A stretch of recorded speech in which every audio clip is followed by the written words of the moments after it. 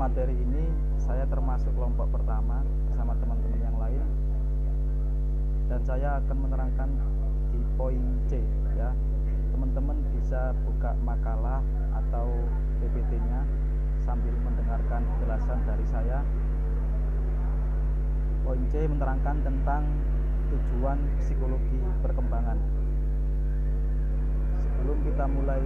Sebelum saya mulai menjelaskan tentang tujuan psikologi perkembangan, alangkah baiknya kita mulai dengan membaca basmalah bersama-sama. Bismillahirrahmanirrahim. Oke, masuk ke dalam materi. Tujuan psikologi perkembangan. Di dalam referensi yang kami dapat mengenai tujuan psikologi perkembangan ada 4 poin penting, yaitu yang pertama, memberikan, mengukur, dan menerangkan perubahan dalam tingkah laku. Jadi kenapa sampai ada psikologi perkembangan ini? Diharapkan dengan tujuan psikologi perkembangan ini mampu untuk mengukur perubahan dalam tingkah laku dalam setiap individu di setiap fase umurnya. Kita tahu bahwa setiap fase umur akan memberikan pola atau tingkah laku yang berbeda-beda dari mulai kecil, remaja, dan dewasa. Jadi mengenai tujuan psikologi perkembangan ini untuk bisa memahami dan memberi kita pengertian tentang perubahan-perubahan yang terjadi oleh setiap individu dan perseorangan dalam tingkah laku. Di poin yang kedua, yaitu mempelajari perbedaan yang bersifat pribadi pada tahapan tertentu. Tentu saja seorang anak kecil, kita bilang anak kecil akan berbeda pribadinya secara kepribadiannya ataupun secara sifatnya dengan remaja. Begitu juga remaja berbeda sifatnya, berbeda kepribadiannya dengan orang dewasa.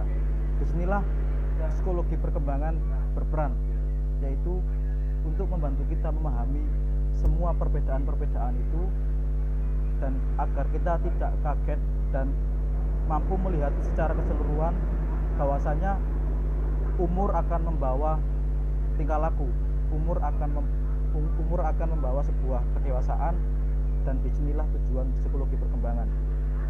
Di poin yang ketiga, yaitu mempelajari tingkah laku anak pada lingkungan tertentu. Kita tahu lingkungan sangat berperan penting terhadap pola pikir atau kelakuan seorang anak, dan ketika dia berada pada lingkungan yang baik, tentu saja kemungkinan besar dia juga akan mengikuti lingkungannya untuk berperilaku baik. Begitu juga sebaliknya, ketika anak itu hidup ataupun berada di lingkungan yang jelek atau tercela, sangat disayangkan bahwa anak itu kemungkinan besar juga akan mengikuti perilaku lingkungannya, yaitu cenderung akan berbuat jelek. Di poin yang keempat tentang tujuan psikologi perkembangan, yaitu mempelajari penyimpangan dari tingkah laku seseorang. Poin ini menjelaskan kita bahwasanya ketika seorang anak yang seharusnya berperilaku seperti ini, dan ternyata pada lapangannya atau pada prakteknya dia melakukan penyimpangan atau melakukan perilaku yang tidak seharusnya dilakukan oleh umur segitu atau umur anak segitu, itulah yang membantu kita untuk memahami penyimpangan ini ketika kita menguasai atau belajar tentang psikologi perkembangan. Jadi kita sebagai pribadi yang melihat atau menilai tidak mudah kaget, akan tetapi kita juga bisa memberikan solusi terhadap anak, remaja ataupun orang dewasa yang melakukan penyimpangan dari tingkah laku yang tidak seharusnya dilakukan. Ke slide selanjutnya atau ke poin selanjutnya, yaitu manfaat psikologi perkembangan. Agak sedikit beda dengan tujuan. Manfaat ini lebih cenderung menerangkan tentang apa sih untungnya kita, apa untungnya kita ketika kita mempelajari tentang psikologi perkembangan, apa yang akan kita dapat. Manfaat yang pertama yaitu untuk memahami garis besar pola umum perkembangan pada tiap fasenya. keuntungan bagi kita ketika kita mempelajari psikologi perkembangan, kita akan mempunyai wawasan, kita akan mempunyai pengetahuan tentang pola, garis besar pola umum perkembangan di setiap fase, entah itu di fase anak-anak, di fase remaja, dan juga di fase dewasa. Keuntungan ini kita dapat atau kita miliki ketika kita belajar psikologi perkembangan, dan ketika orang tersebut tidak belajar tentang psikologi perkembangan, maka orang yang tidak belajar tadi tidak akan mendapat pengetahuan, tidak akan mendapat wawasan tentang garis besar pola umum di setiap fase perkembangannya. Keuntungan yang kedua atau manfaat yang kedua yaitu dapat memunculkan sikap senang bergaul dengan orang lain. Keistimewaan seseorang yang belajar psikologi perkembangan, secara garis besarnya dia sangat adaptif terhadap lingkungannya. Apa itu adaptif? Dia sangat mudah bergaul, mudah membawa dirinya dengan lingkungannya yang baru, dan juga dapat memahami seseorang ataupun teman-teman yang ada di lingkungan barunya. Jadi ini keuntungan yang kedua ketika kita belajar psikologi perkembangan, yaitu kita akan adaptif terhadap lingkungan baru. Di poin yang ketiga yaitu dapat mengerahkan seseorang untuk berbuat yang selaras dengan perkembangan orang lain. Selain adaptif dengan lingkungannya, keuntungan bagi seseorang yang belajar psikologi perkembangan ini akan tahu bagaimana menyikapi seseorang yang di hadapannya. Jadi ketika dia menghadapi seorang remaja yang kultur atau latar belakang seperti ini, dia akan tahu bagaimana cara memperlakukan anak itu agar dapat sefrekuensi, agar dapat nyambung ketika dia komunikasi dan mengobrol dengannya. Jadi hal ini tidak akan didapat oleh seseorang yang tidak belajar psikologi perkembangan. Setelah muncul sifat adaptif terhadap lingkungan, kemudian muncul sifat solutif atau dia bisa menyelaraskan dengan perkembangan orang lain yang diajak bicara. Di poin yang terakhir, dapat memahami dan memberikan bimbingan kepada anak sesuai taraf perkembangan. Lah, ini yang paling penting atau yang seharusnya kita pelajari. Secara perkembangan kita berada di fase remaja atau mungkin awal dewasa, dan kita nanti akan menuju ke proses dewasa dan kita akan mempunyai anak. Nah, disinilah psikologi perkembangan bermain, yaitu ketika siapapun itu yang mendidik anaknya, entah orang tua kita atau kita nanti, ketika kita punya ilmu psikologi perkembangan ini, kita akan membimbing atau mendidik anak kita sesuai taraf perkembangannya. Kita tahu dia sukanya apa, dia lebih cenderung suka yang mana, dan kita akan mendidik mereka dengan kesukaan mereka, dengan zaman mereka. Karena apa? Karena setiap anak tidak dapat disamakan pendidikannya, tidak dapat disamakan bimbingannya, akan sangat rancu ketika semua disamakan. Lah, ini psikologi perkembangan bermain, yaitu sebelum kita mendidik kita harus tahu bagaimana latar belakang dia, apa yang dia sukai, apa yang tidak dia sukai, dan akhirnya kita bisa memilih bimbingan atau pendidikan mana yang cocok buat si anak ini. Oke, mungkin itu yang dapat saya sampaikan mengenai tujuan psikologi perkembangan. Semoga apa yang saya jelaskan pada hari ini bisa membuat teman-teman terbuka wawasannya dan bermanfaat buat kita semua, entah di hari ini atau di hari nanti. Akhir kata dari saya, Allahumma fi bila kami tarik. Assalamualaikum warahmatullahi wabarakatuh. Assalamualaikum warahmatullahi wabarakatuh. Saya Sivi Mariska Azahro. Di sini saya akan memaparkan materi tentang ruang lingkup psikologi perkembangan.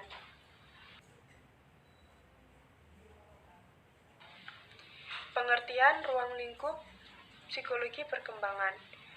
Pengertian ruang lingkup psikologi perkembangan adalah psikologi yang membicarakan tentang psikis manusia dari masa awal, masa bayi, sampai masa tua.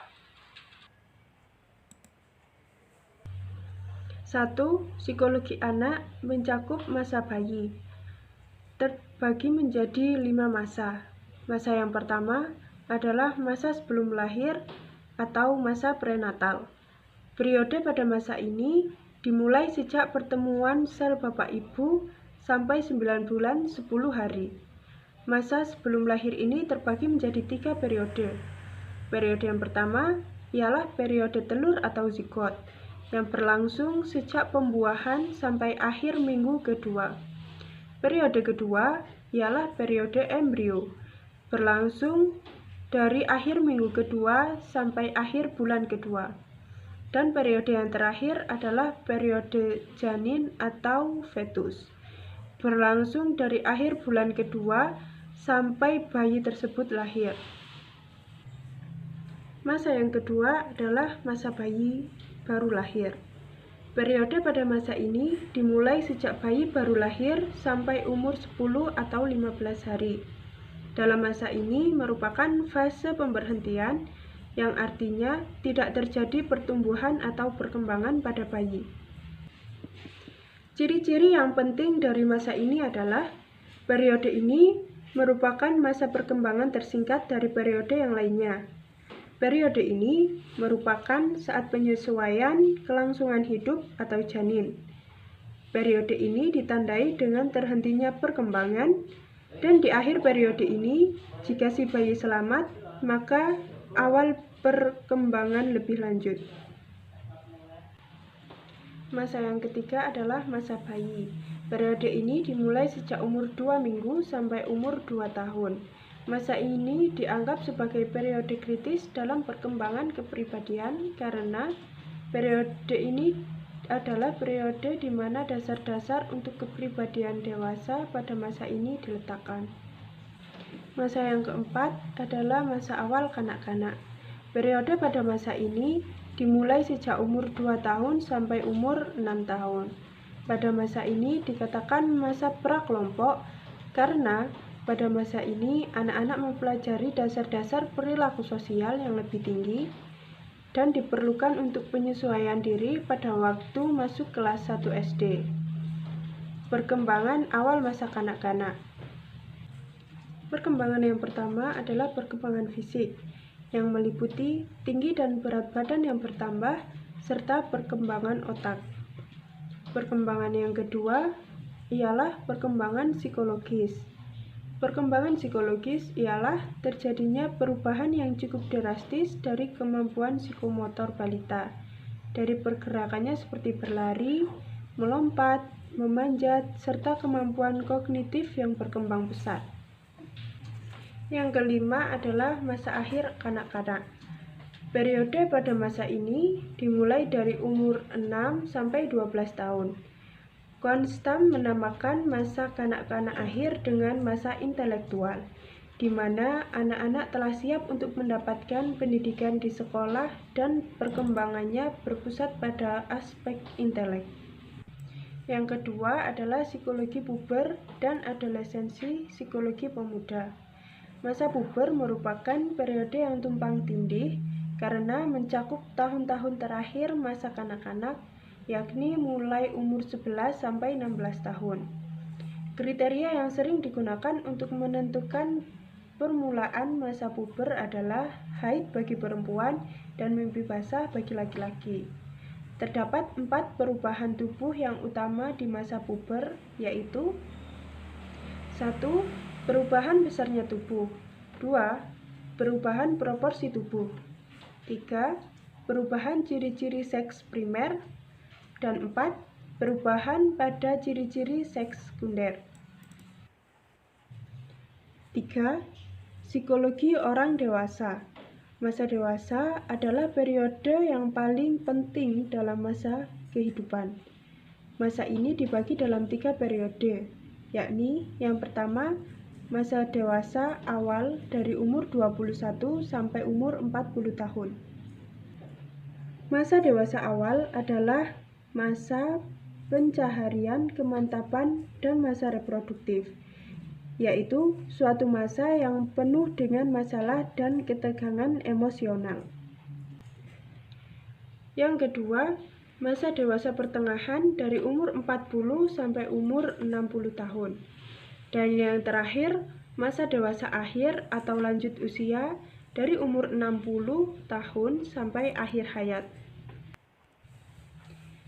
Ciri-ciri yang menyangkut pribadi dan sosial pada masa ini antara lain, masa dewasa madya merupakan periode yang ditakuti. Masa dewasa madya merupakan masa transisi di mana pria dan wanita meninggalkan ciri-ciri jasmani dan mengganti ciri-ciri jasmani dan perilaku dengan yang baru. Masa dewasa madya adalah masa berprestasi, yang artinya selama masa ini, orang akan menjadi lebih sukses. Dan yang terakhir, masa dewasa madya ini perhatian terhadap agama jauh lebih besar daripada masa-masa sebelumnya. 4. Psikologi orang tua.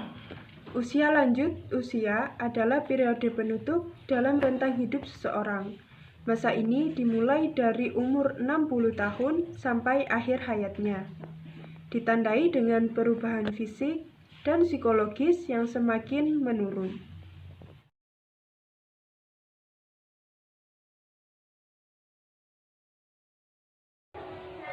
Sekian presentasi dari kelompok kami. Apakah ada yang ingin ditanyakan dari materi yang telah kami presentasikan sebelumnya? Silahkan ditanyakan melalui forum yang telah disediakan. Jika ada kurang lebihnya, kami mohon maaf. Kami ucapkan terima kasih. Wassalamualaikum warahmatullahi wabarakatuh.